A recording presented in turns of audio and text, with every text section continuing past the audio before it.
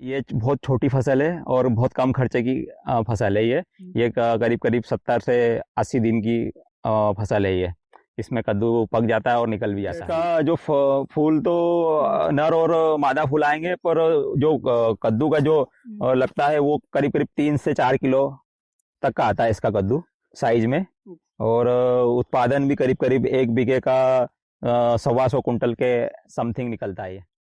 यदि अभी तक आपने हमारे चैनल को सब्सक्राइब नहीं किया तो सब्सक्राइब कीजिए एग्री अबो को और लेटेस्ट वीडियो का नोटिफिकेशन पाने के लिए क्लिक कीजिए बेल आइकन को।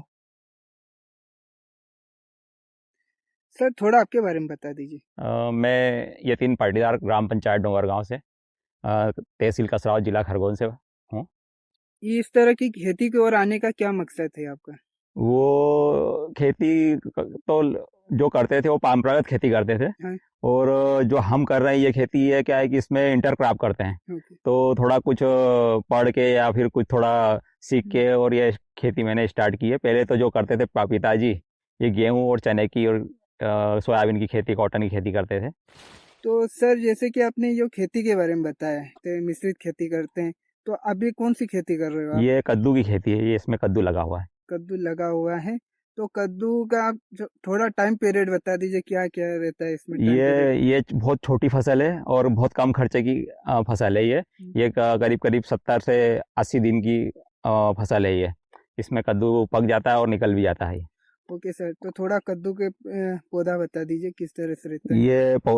ये बेल अभी तो और फैलाव करेगा। ये अभी 1 महीने का कद्दू है ये। ओके। तो इसमें और फुटाव करके ये पूरी जगह जो है पूरी इसमें बेल हो जाएगी। और कद्दू भी सब यहीं पे लगेंगे। तो ये 70 दिन की 75 दिन की खेती है ये।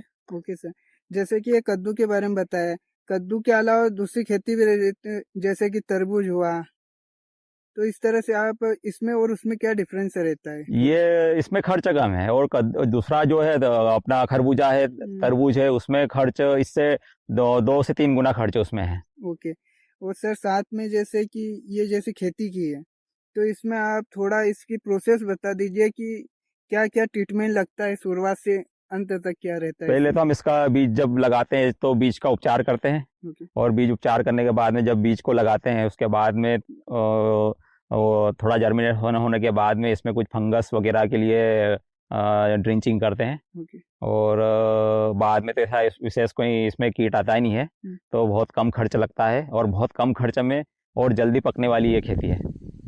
ओके सर, जैसे कि आप कम खर्चे की खेती का बोल रहे हो, तो कम खर्चा किस लेवल पे? क्या ट्रीटमेंट के बेस पे कि कुछ ऐसी चीजें जैसे कि इरिगेशन में कम खर्चा आता है, पर्टिकुलर किस में खर्चा आता है, कि हर चीज में कम खर्चा आता है? हर चीज में कम खर्च आता है। इसमें कीट भी नहीं लगते हैं ज़्यादा। ओके। स्प्रे की ज़्यादा स्प्रे लगते ही नहीं है। 2 या 3 स्प्रे में ये फसल आ जाती है। ओके। और नीचे से भी अपन फर्टिलाइजर, इसको ये फसल जो है इसको कम से कम भी दोगे तब भी उत्पादन अच्छा से अच्छा मिलता है इसका। ओके सर, तो थोड़ा आप जो स्प्रे के बारे में बताइए, कौन कौन से स्प्रे लगते हैं? इसमें स्प्रे स्पेशल इल्ली के लिए और फंगस के लिए, कोई पत्ता वगैरह जले या झुलसा रोग आए या डाउनी वगैरह आए इसके लिए। तो एक तो इल्ली और एक फंगस के लिए स्प्रे करते हैं इसके ऊपर। ओके सर, और जैसे कि आपने ड्रिप सिस्टम किया है, हाँ तो इसमें मल्चिंग भी बहुत से लोग करते हैं, तो हाँ। मल्चिंग, और तो आपने मल्चिंग का ऑप्शन नहीं चुना है, तो इसका क्या कारण क्या है? इसका मल्चिंग इसमें जरूरी नहीं है। ये फसल जो है इसमें मल्चिंग इतना जरूरी नहीं है। यदि मल्चिंग भी करेंगे तो वही उत्पादन मिलेगा और बगैर मल्चिंग का भी वही उत्पादन मिलेगा। तो इसमें मल्चिंग की से आवश्यकता नहीं है। तरबूज और जो खरबूज लगाते हैं उसमें हम मल्चिंग करते हैं। ओके सर, आप थोड़ा इसके बारे में बता दीजिए कि इनके बीच की डिस्टेंस क्या रखते हैं, और पौधे से पौधे की क्या दूरी है, और लाइन से लाइन की क्या दूरी है? ठीक।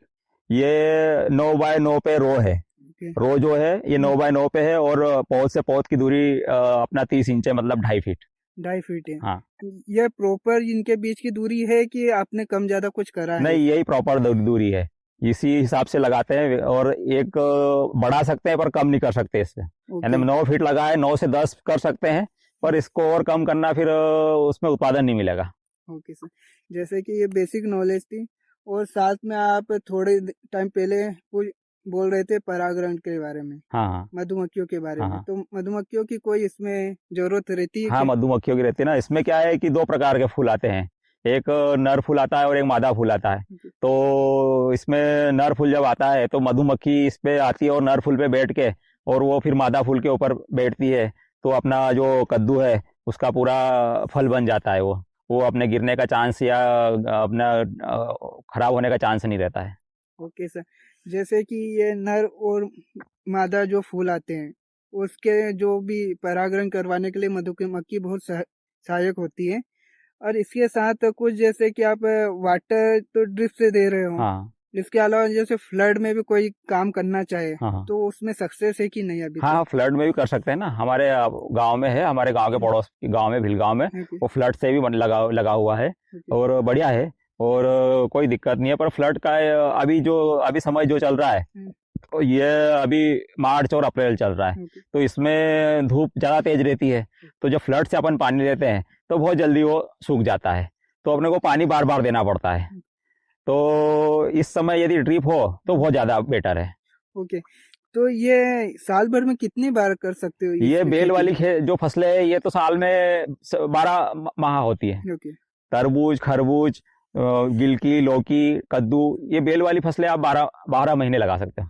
ओके। सिर्फ इसमें ध्यान देना पड़ता है, जैसे गर्मी में है तो हाँ, आपको ड्रिप का यूज करना ड्रिप का, पड़ेगा, और थोड़ा कुछ अपना इसका भी देखना पड़ता है कि कब किस समय पे अपने को अच्छा रेट मिलेगा, मार्केट की। मार्केट रेट कब अच्छा मिलेगा। ओके, तो ये जरूरत रहती है, जैसे अब ड्रिप की सहायता रहती है यदि आप बारिश के टाइम पे तो बिना ड्रिप के कर हाँ सकते हो, हाँ, खर्चा कम ज्यादा हो कम रहता है। कम ज़्यादा बस, कभी किस मौसम में खर्चा ज्यादा लगता है, किसी में कम कम लगता है। लगता है। ओके, साथ में आप थोड़े पौधे के बारे में बता सकते हैं कि थोड़ा ये पौधे के फूल और इनके बारे में कैसा रहता है, इसकी जो सी जड़ इसका सी। जो फूल तो नर और मादा फूल आएंगे, पर जो कद्दू का जो लगता है वो करीब करीब 3 से 4 किलो तक का आता है इसका कद्दू साइज में। और उत्पादन भी करीब करीब 1 बीघे का 125 कुंटल के समथिंग निकलता है ये। 100 कुंटल निकलता है। हाँ, तो आपको कम से कम कितना रेट मिल सकता है ये इससे? रेट करीब करीब अभी फिलहाल में तो ये 12 से 15 रुपए रेट चल रहा है इसका अभी। ओके, तो आने वाले समय में हम तो सोच रहे हैं कि कभी 8 रुपए या 5 रुपए भी मिल जाएगा तब भी हम संतुष्ट है, क्योंकि इसमें खर्चा कम है, लागत कम है, तो फायदा ही मिलना है इसमें। फायदा मिलना है।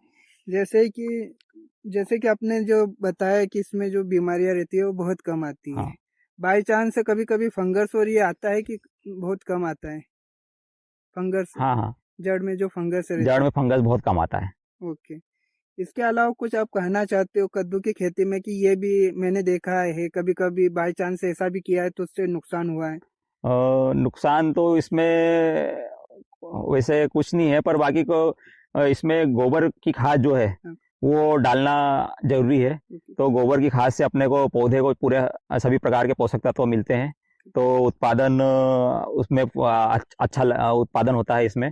और बगैर यदि गोबर खाद या आपका जंगल थोड़ा, आपका जमीन जो थोड़ा कमजोर है, तो उसमें थोड़ा उत्पादन कम निकलता है। ओके। उत्पादन का जैसे कि डिपेंडेंसी आ जाती है।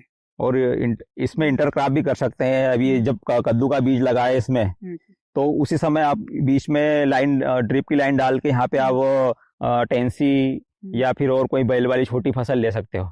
ओके सर, इसके साथ जैसे कि मिश्रित खेती करने का ये है कि ये भी ड्रॉबैक है कि जैसे कि किसी जो फसल रहती है उसको फंगस आ गए तो साइड वाली फसल को भी फंगस और ये नहीं, आपको प्रॉब्लम। फसल का चुनाव सही करना होगा। ओके, जो फसल इस फसल के हिसाब से है, जैसे कि ये बहुत कम कीटनाशक आती है, इस पे कीट आते हैं इसमें, और फंगस भी बहुत कम आता है, वैसे ही आपको ऐसी फसल का चुनाव करना है जिसपे कम से कम कीट आए और इसके यानी कि साइड में वो चल सके। Okay sir. और इसके अलावा जैसे कि आपने तो साइड में तरबूज की खेती भी की है, हाँ, ये एक खरबूजा है ये। खरबूजा, हाँ, और एक पपीता है ये पपीता है। मिश्रित खेती की है। मिश्रित खेती की है। इसमें पहले जब इसको लगाया था पपीता को, तो इसके साथ में हमने जब तरबूज लगाए थे, तो तरबूज तो हमने ले लिया, इसमें 2 महीने में 2.5 महीने में निकल गया था। और 2 लाख, 2 बीघा, 2.25 बीघा है इसमें, तो इसमें 2 लाख रुपए तरबूज का लिया, और ये पपीता खड़ी है, इसका हमको 3 लाख रुपए मिल गया है। और वो लेने के बाद में अभी हमारा उसमें ये खरबूजा लगा हुआ है। Okay sir. और ओके, खरबूजे को भी करीब करीब 1.5 महीना हो गया है। अब 1 महीने में उसकी हार्वेस्टिंग चालू हो जाएगी। ओके सर, तो यह वीडियो यहीं तक का था। आगे की जानकारी के लिए आप कमेंट भी कर सकते हैं, यदि कोई सी जानकारी छूट गई है उसका मैं प्रॉपर एक रिप्लाई करूँगा। और साथ में हम यतीन जी का धन्यवाद करते हैं इस वीडियो के लिए। धन्यवाद। धन्यवाद।